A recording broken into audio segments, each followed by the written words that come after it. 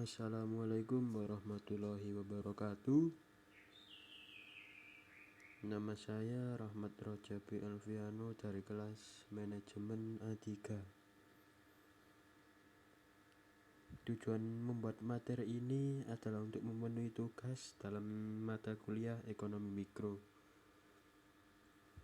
dengan judul Teori Penawaran.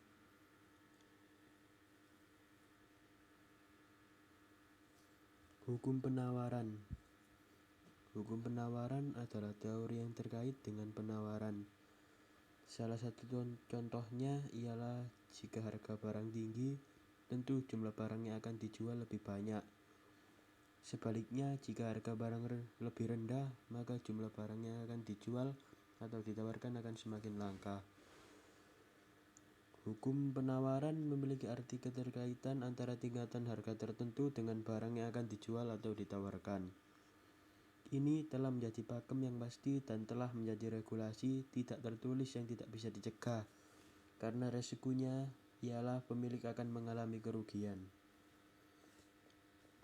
Faktor yang mempengaruhi penawaran. 1. Harga barang. Faktor munculnya hukum penawaran yang pertama adalah harga barang. Ini merupakan syarat penting karena tanpanya tidak mungkin ada hukum penawaran apapun. Karena sejatinya hukum penawaran terkait dengan harga barang dan prospek jumlah barang. 2. Teknologi produksi. Teknologi produksi menjamin efisiensi perusahaan ketika produksi produk. Jika teknologi yang digunakan bagus, tentu jumlah produk akan semakin banyak. Efeknya produk di pasar semakin bertambah. Bertambahnya produk di pasar mempengaruhi hukum penawaran. 3. Munculnya produsen baru. Jumlah unit produk di pasar juga ditentukan oleh adanya produsen baru, yang mana dari produksi perusahaan tersebut akan muncul produk-produk yang membuat stok di pasar semakin banyak. Sebaliknya, jika produsen menarik diri dari persaingan, jumlah produk di pasar juga berkurang.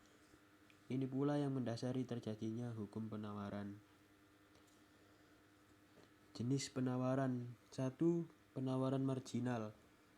Penawaran marginal adalah penawaran yang dilakukan oleh penjual yang bisa menjual produknya dengan harga yang sama dengan harga pasar. Bisa dibilang ini penjual yang ingin mencari untung yang standar. 2. Penawaran submarginal. Penawaran submarginal adalah penawaran yang dilakukan oleh penjual yang berani menjual produknya di bawah harga pasar. Transaksi ini hanya bisa dilakukan oleh penjual yang ingin meraih untung minimal. 3. Penawaran supermarginal. Penawaran supermarginal adalah penawaran yang dilakukan oleh penjual yang menjual produknya dengan harga lebih tinggi dari harga pasar. Penjual ini biasanya bertujuan untuk meraih untung penjualan yang sebanyak-banyaknya. Schedule dan kurva penawaran. Dari kurva di atas, kita dapat menyimpulkan bahwa ketika harga naik, maka kuantitas barang yang ditawarkan pun akan naik. Begitupun sebaliknya, tetapi dengan syarat ceteris paribus. Fungsi penawaran.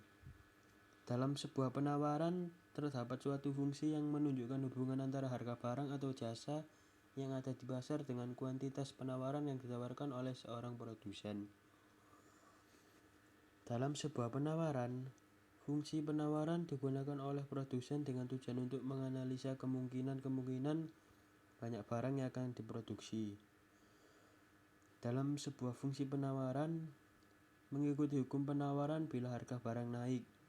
Dengan asumsi ceteris paribus, faktor-faktor lain dianggap tetap, maka jumlah barang yang ditawarkan akan naik. Dan sebaliknya, apabila sebuah harga barang menurun, jumlah barang yang ditawarkan juga menurun. Maka dalam fungsi penawaran, antara harga barang dan jumlah barang yang ditawarkan oleh produsen memiliki hubungan positif. Pergerakan kurva penawaran. Pergerakan kurva penawaran merupakan pergerakan yang terjadi di sepanjang kurva penawaran yang diakibatkan oleh berubahnya jumlah produk yang ditawarkan produsen sebagai akibat dari perubahan harga produk tersebut. Jadi, jelas bahwa yang menyebabkan adanya pergerakan di sepanjang kurva penawaran adalah karena perubahan harga produk yang bersangkutan.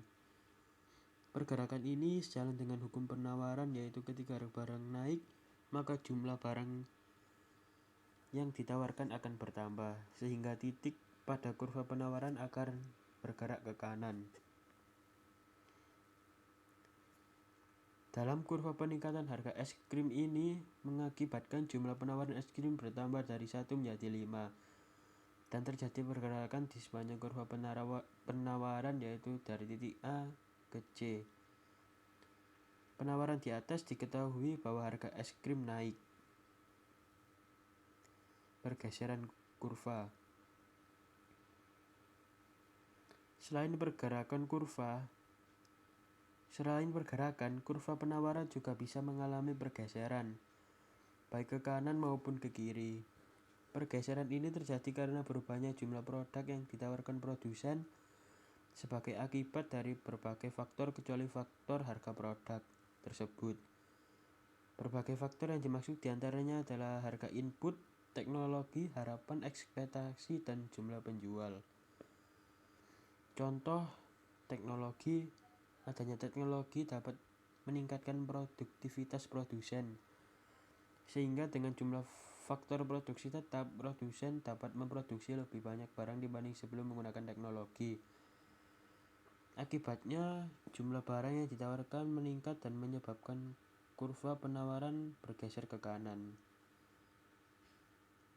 Sekian dari saya, kurang lebihnya mohon maaf. Wassalamualaikum warahmatullahi wabarakatuh.